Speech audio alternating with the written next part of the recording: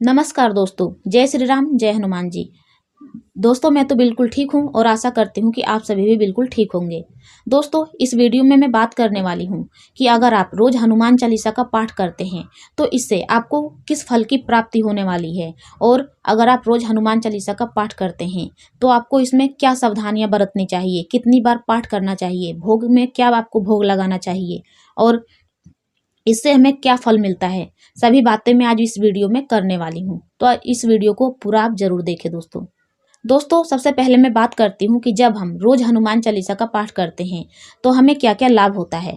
देखिए दोस्तों, जब हम हनुमान चालीसा का पाठ शुरू करते हैं अपने घर में, मान लीजिए कि हम रोज हनुमान चालीसा का पाठ करते हैं, तो हमारे घर में जो भी भूत प्रेत, जो भी बाधाएं होती हैं, वो धीरे धीरे करके उनकी शक्ति एकदम से खत्म होने लगती है। धीरे धीरे करके आप जैसे कि रोज हनुमान चालीसा का पाठ करते हैं तो वो जो शक्ति है धीरे धीरे करके समाप्त होने लगती है, और एक दिन ऐसा भी आता है कि वो शक्ति एकदम से कोई भी उसका काम ही नहीं हो पाता। वो मतलब कि जैसे आप पर प्रभावी हो रही थी, आपको परेशान कर रही थी, तो उसकी जो भी शक्तियां हैं वो शक्तिहीन होने लगती है। उसमें कोई भी ऐसी शक्ति नहीं बचती है कि वो अब आपको परेशान कर सके।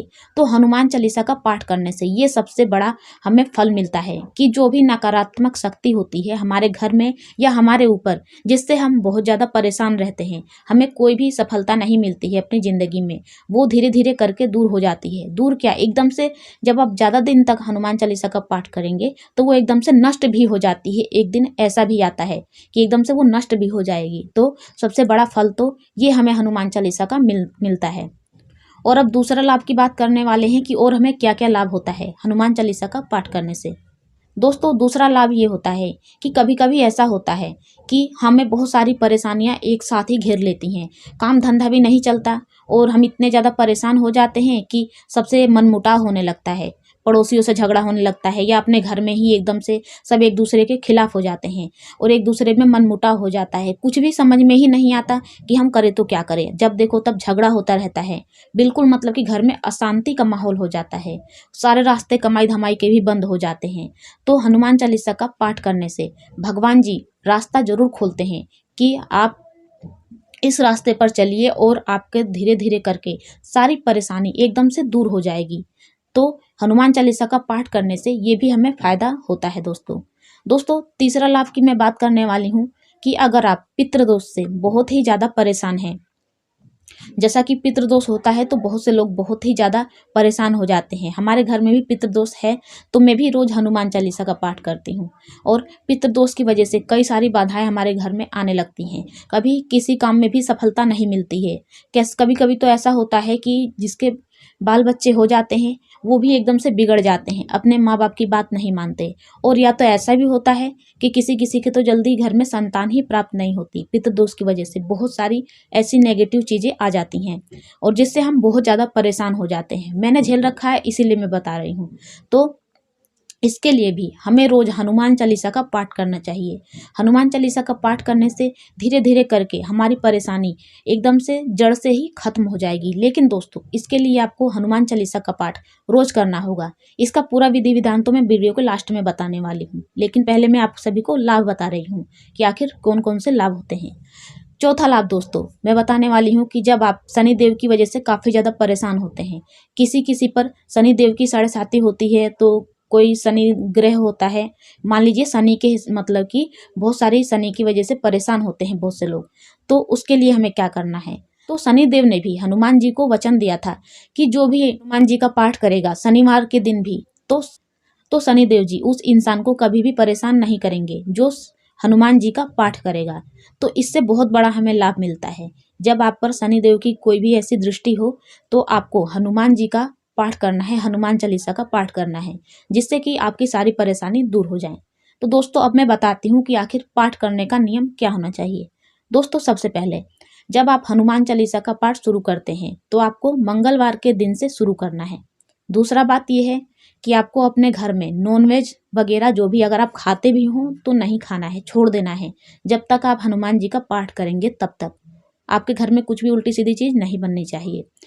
और तीसरी बात यह है कि जो भी आपके घर में नशा करता है उसे बिल्कुल मना कर देना है कि घर में नशा नहीं करना है। अगर वो ना माने तो उसे आपका मतलब है कि आप कैसे समझा सकते हैं। और चौथी बात यह है कि आपको कितनी बार हनुमान चालीसा का पाठ करना है। तो दोस्तों आपको एक दिन में 3, 5 या 7 या 11 बार आप एक दिन में हनुमान चालीसा का पाठ कर सकते हैं। और जब आप हनुमान चालीसा का पाठ करेंगे तो उससे पहले आपको राम जी का नाम लेना है। एक रुद्राक्ष की माला ले लीजिए और आसन पर बैठ जाइए। लाल आसन होना चाहिए, लाल आसन पर बैठ जाइए। कपड़ा एक लाल सा ले लीजिए, उस पर बैठ जाइए और जय श्री राम, जय श्री राम, जय सिया राम। आपको 1 माला, 3 माला, 7 माला, 11 माला जितनी आप करना चाहते हैं करनी है। सबसे पहले आपको राम जी का नाम लेना है। जब आप राम राम की माला, जब आप जय श्री राम की माला जप लेते हैं, उसके बाद से ही आपको हनुमान चालीसा का पाठ करना है, जिससे कि आपको हनुमान चालीसा पाठ करने से उसका पूरा फल मिलेगा। दोस्तों अगर आप शादीशुदा हैं तो आपको मंगलवार और शनिवार के दिन ब्रह्मचर्य का पालन करना है, और अगर आप अनमैरिड हैं तो उसके लिए तो और भी ज़्यादा अच्छा है।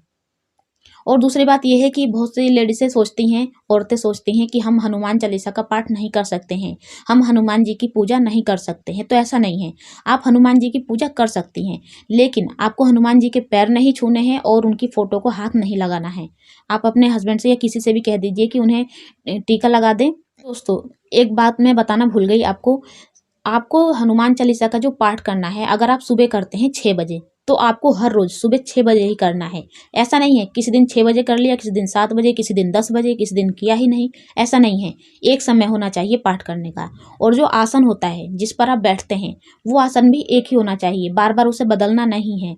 तो एक आसन उसे आप पाठ करिए और फिर उठाकर रख दीजिए कि साफ सुथरा रहे, और अगले दिन आप फिर से उस पर बैठकर पूजा पाठ कर सकें। और एक बात को आपको और ध्यान रखना है कि जिस आसन पर आप बैठकर पूजा करते हैं, हनुमान चालीसा का पाठ करते हैं, उस आसन पर कोई और ना बैठकर पूजा करे। अगर आपके घर में कोई और भी है जो हनुमान चालीसा का पाठ करता है, तो उसके लिए वो अपने लिए अलग से कपड़ा ले सकता है, अलग से माला ले सकता है, क्योंकि एक ही माला से कई लोग मंत्र नहीं पढ़ते हैं, एक ही माला से कई लोग मंत्र नहीं जपा जाता है कई लोगों को।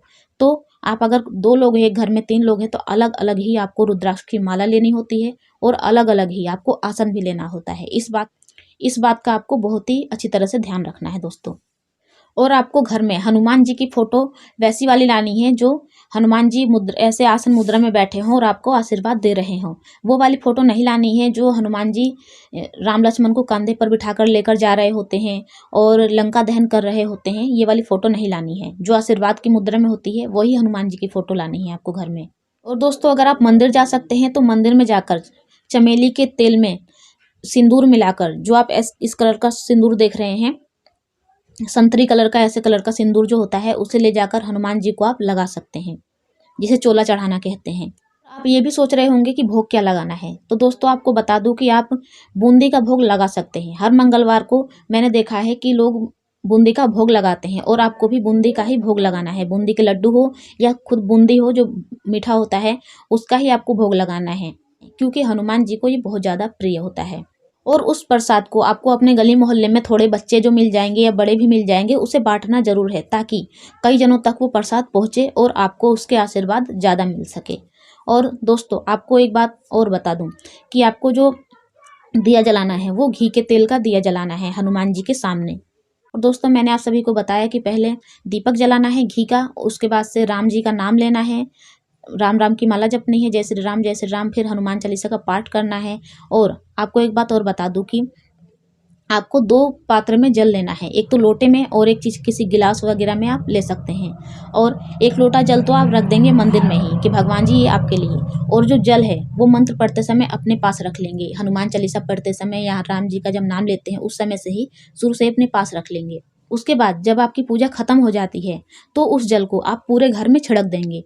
छिड़कने से ये हमें फ़ायदा होता है कि जो भी हमारे घर में नेगेटिव एनर्जी है, भूत प्रेत है, भूत प्रेत की बाधा है, वो धीरे धीरे करके बेअसर होने लगती है और धीरे धीरे करके ऐसे ही समाप्त हो जाती है। लेकिन आपको पूरे घर में छिड़कना जरूर है। और दोस्तों आपको जो भी अपनी परेशानी है वो हनुमान जी के सामने कह देनी है कि हनुमान जी मेरी ये परेशानी है और आप मेरी इस परेशानी को दूर कीजिए। मैं आपका पाठ आप जिस दिन का संकल्प लेते हैं या रोज़ करते हैं, तो मैं आपका पाठ रोज़ करूँगा या रोज़ करूँगी। तो दोस्तों आज की वीडियो में बस यही, आप हनुमान चालीसा का ऐसे ही करके पाठ करिए और आपके घर में जो भी परेशानी है, जो भी नकारात्मक शक्ति है, वो धीरे धीरे करके दूर हो जाएगी। और आप सोचेंगे कि एक दिन में ही आपकी परेशानी दूर हो जाए, तो ऐसा नहीं है दोस्तों।